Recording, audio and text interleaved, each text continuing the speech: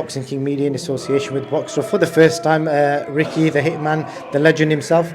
Ricky, what did you think of Chloe's performance? Delighted with her performance. She was in there with an unbeaten fighter, and sometimes when you're fighting the journeymen or journey women, I should say, you know, they only come to survive, don't they? They only throw a couple of punches at you because that's all they're bothered in doing is seeing the final bell. But she had an opponent very aggressive that come to win tonight, and a very, I don't think she was a dirty opponent, but she was very raw. Punches were coming from everywhere and head was coming in, and then real dangerous opponent for Chloe. But I think she showed her class. I think she showed she can box at a distance, she can box up close, she can listen to advice in the corner, take it on board, which is what she did. And all them things you need, which is to be able to box at a distance, to box up close, to show heart, to listen to your corner and take the advice in. Those are all the things that you need to get to the top. And each time she's ticking the box. Obviously, in women's fights, women are getting progressed really quickly, like with opposition especially. So, how quickly do you want to see Chloe progress? I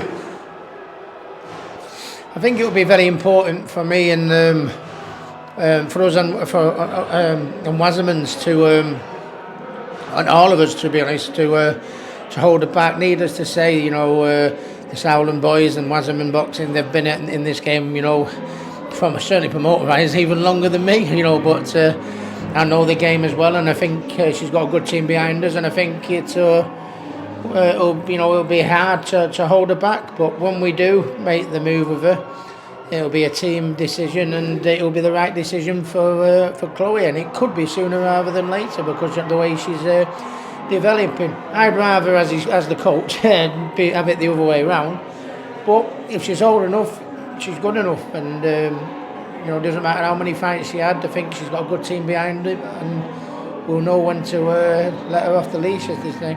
Definitely. Got to ask about yourself. It's been a couple of weeks since you've had your fight. Post-fight, the way the fights were back in the day, post-fight, was it the same sort of feeling? You know, the few days after. Yeah, it was brilliant. Well, probably even better because I never thought I was going to. Feel the atmosphere again and the roar of the crowd again. It's helped me with my well-being, and it's inspired other people, and you know, there's nothing negative that came out of this. You know, and people saying how exceptional and how exciting it was. You know, me and Marco were able to showcase our skills for one last time, and no one got really hurt, but it was still entertaining, and you know, everything I wanted to get out of the exhibition, I got out of it and more. Yeah.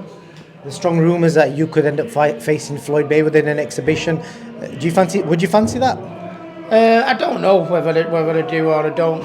If the truth being with a different referee, obviously. A different referee, yeah, absolutely. But I don't think I'd be that lucky. But no, I don't think. I'm not. I mean, it has been mentioned that he's looking for an exhibition, but I mean, to be honest with you, I don't know whether I'm going to do it because I got what I want from an exhibition against Marco. Top and bottom of it is, you know, and I got closure, and I'm happy with what I got from it. And at the end of the day, even though it's been good for me, still I don't fancy doing too many training camps at 44 years of age. I think that I want to do eventually put my feet up and try and bring the next ones through, like Chloe Watson, you know. But you can. Yeah, I'd never say never. I mean, I'll always look at anything that's put forward to me, but I don't have no present plans of doing another one. No.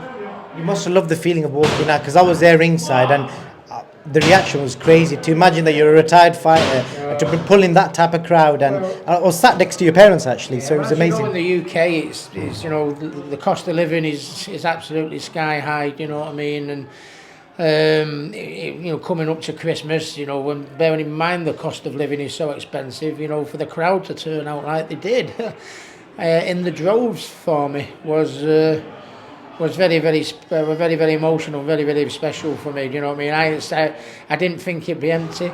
I certainly didn't think it'd be full. But I didn't expect the atmosphere and the crowd that them people that turned up generated. You know, so. The fans will always my greatest achievement, and nothing's changed now. I'm an old fart. You're still looking good shape, Ricky. Last question I want to ask you is, drug testing seems to be a massive issue at the moment. Zolani recently got tested positive for his fight with Jason Cunningham.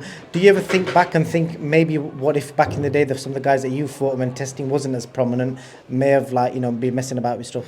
Well, I can't really comment on that. What you know, what'll happen, and it's down to the border control, and I think we've got a very good border control to deal with the drug testing team. And if a problem does raise its head, you've got the best people to try and get to the bottom of it. Ricky, I appreciate your time. Thank you. Cheers, mate.